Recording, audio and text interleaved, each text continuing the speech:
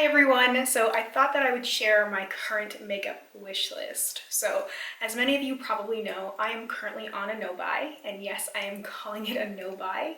I have made a few small repurchases, but I haven't purchased anything new. I am allowing myself 2 purchases for the year should I decide to review something, but I am still calling it a no-buy. So throughout the last few months, I've been keeping a list of things that I feel like are missing or things that I happen to come across that I really want. So in some cases, things are specific things, and sometimes it's a little bit more general. So I'll just go through the list the way that I thought of the things and in no particular order, because what I've been doing is writing and rewriting the list so that I don't just stick with the same things, because what I found was happening was that I was keeping a list like on my phone or in a notebook, and I would keep referring back to it, and I'd add things, but I'd almost never take things off. And instead, every like week or two, I would just make a brand new list, and some of the items stayed and some of them left. So it was a good way for me to know if something was really something that I felt like I was missing or that I really wanted. So anyway, the very first thing on my wish list is a new black eyeliner, particularly like this one from Pixi. This is the Tight Line Black Liner. It's one of those twist up ones. I really want to repurchase this one. I have not done this yet because I do have other black eyeliners, ones you have to sharpen, but a lot of them are very old and some of them are fairly dry. So I kind of wanted to have a mass declutter and get that black eyeliner because I love it so much. In the same sort of vein as the Pixi liner, there's one from Marc Jacobs. It's the Fine Liner Ultra Skinny Gel Eye Crayon Eyeliner. There's actually quite a few different shades, but I really want a brown one as well because sometimes black is just too much. So there's actually quite a few colors of the Marc Jacob ones as opposed to the Pixi one, which I believe only has the black. And there is like a beige one, which I have as well, but I don't use it that much. And I don't really go for like the bright waterline. I tend to just really put a lot of black or dark liner there. Not always the greatest thing, but it's what I choose to do. And I sometimes just want brown, maybe blue. So the Marc Jacobs one is one that I'm leaning towards for a little bit of color variety. And it's the Fine Liner Skinny Liner, one of those ones you twist up as well, which I really prefer. I like being able to freshly sharpen things, but there's just something about those mechanical eyeliners that I really love using, and I have used a small size of the Marc Jacobs one before, just the black one, and I really loved it. So that's why I keep thinking about it and referring back to it, because I liked that formula finished up the sample size. So I feel like I would really like the full size as well, but I do have to swatch the brown shades in person. It's one of those things that I'm thinking I'm going to ask for my birthday. My mother's taking me shopping, and I'm thinking I'm going to get the brown Marc Jacobs eyeliner, maybe a foundation. That's kind of like the 2 things that I think I really want the most. And I'll mention the foundation actually because it's also on this list, but I'll go through my order here. So there's a few things from Natasha Denona that I'm really wanting. A little while ago I did a video on the Biba palette, so that's definitely still on my wish list. Don't need it, just really want it because I love the Natasha Denona formula. I'll have that video linked down below in case you haven't seen it, where I go in more detail about the palette and my reasons why I want it and why I have not purchased it yet. It's kind of like a talk me in, talk me out of thing. And you know, so far so good. I haven't purchased it because I can't really justify it, but it doesn't mean that I want it any less. Also, Natasha Denona highlighter. I'm gonna look up the name here. I have the Sephora app on my phone still. I rarely look at it anymore, but I didn't write down all the names of everything. I knew what I was referring to, but just so you know, it's the All Over Glow Face and Body Shimmer in Powder in 01. This is the Natasha Denona highlighter that I completely panned.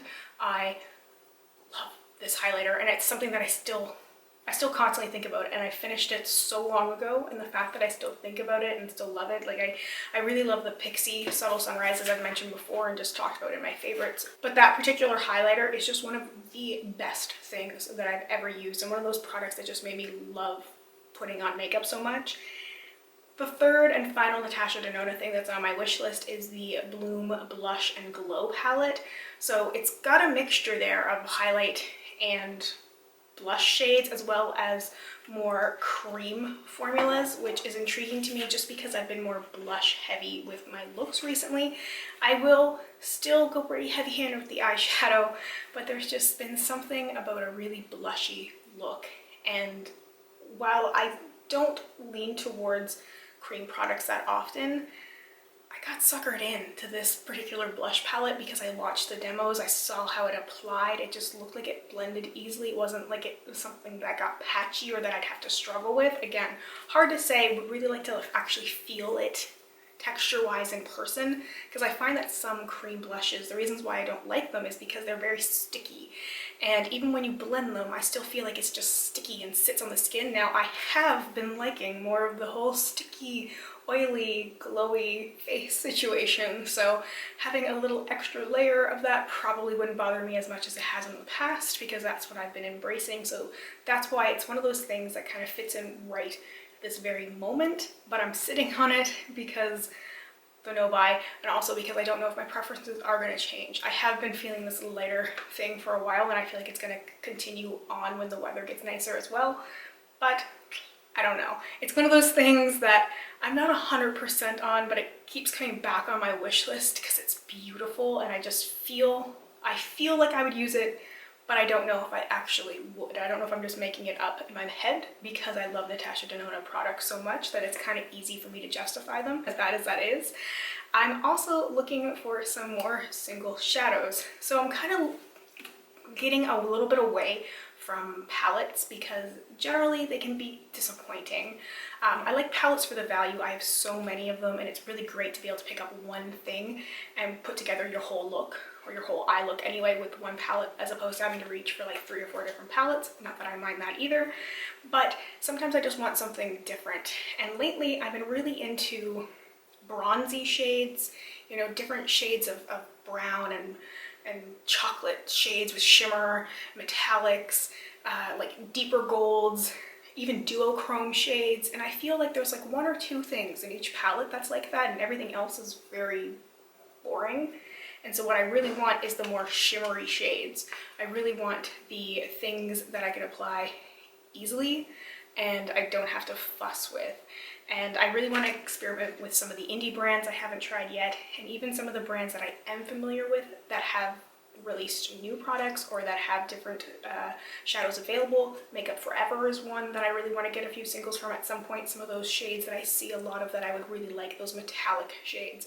The one and done, but I'd still probably use a couple of other shades with them as well, but just things that are pretty easy. I'm also looking for a couple of single highlight shades because I tend to reach for unique highlighter shades, which can pull a look in a different direction. I just want some very simple, safe highlight shades for the eye. Things for the inner corner and the brow bone that aren't very white, but still have a little bit of shimmer, and things that aren't a different color like pink or green or blue. I still want something kind of boring, but a little bit luminous, because sometimes I feel like I can't get enough brightness in the inner corner of my eye especially, so that's something that I keep looking for. And I kind of been exploring my collection and seeing if I have anything that would fit in that, and I keep playing around with different things, and I haven't found anything that's just a bright, luminous inner corner highlight. Now, the 2 foundations that I am really wanting are 2 things that I've used before, and actually in one case something I've used multiple times before. So the first one is the Physicians Formula the Healthy Foundation. This foundation is incredible. It is your skin but better. And I used the entire bottle of it, and I miss it pretty much every day. It would be my everyday foundation. I am working through some of my other foundations right now, as I mentioned in my favorites video, which I'll also link down below in case you haven't seen that yet.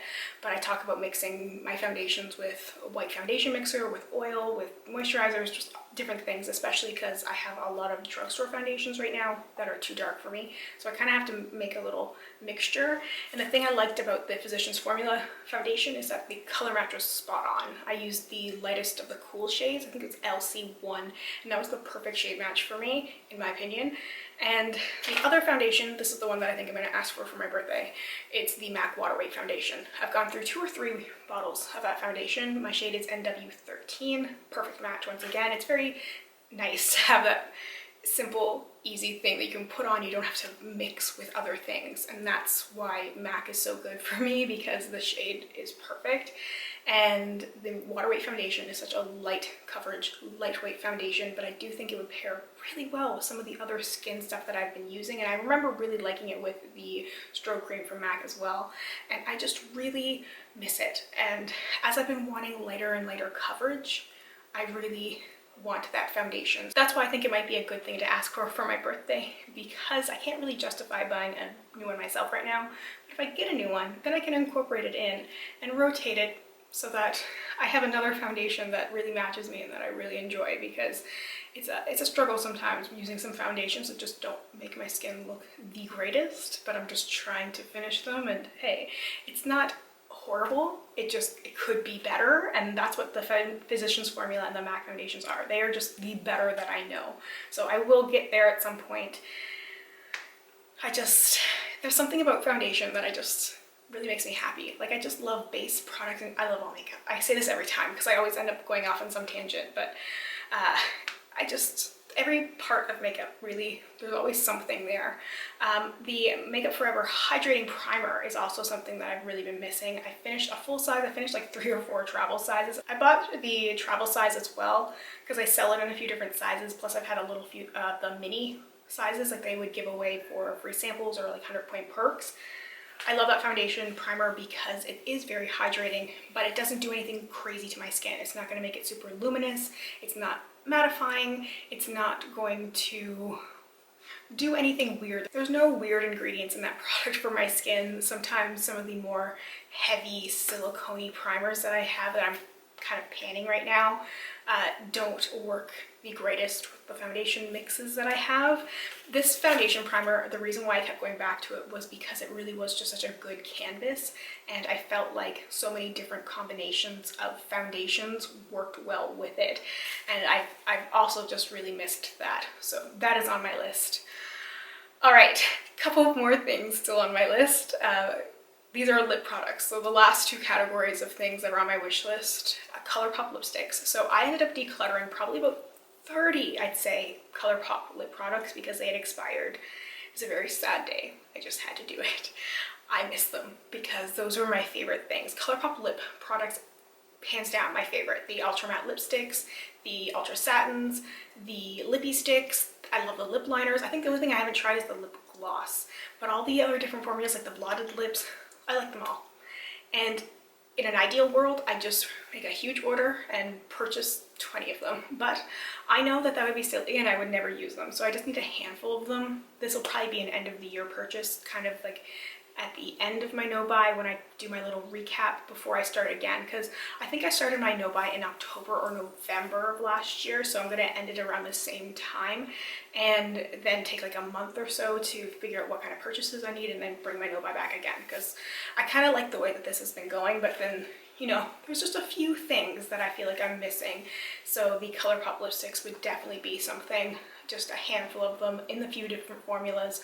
Probably a lot of nudes, but also a couple of other things as well, just because it's fun to play. They're relatively inexpensive, although it can be expensive to ship them to Canada, but I feel like I would just order everything all at one time. Maybe some single shadows as well to go with the other things that I'm missing. And I know they have a whole bunch of new things that I've missed as well over the last few months, so maybe just explore ColourPop a little bit because they have been one of my favorite brands before, so I kind of miss them a little bit.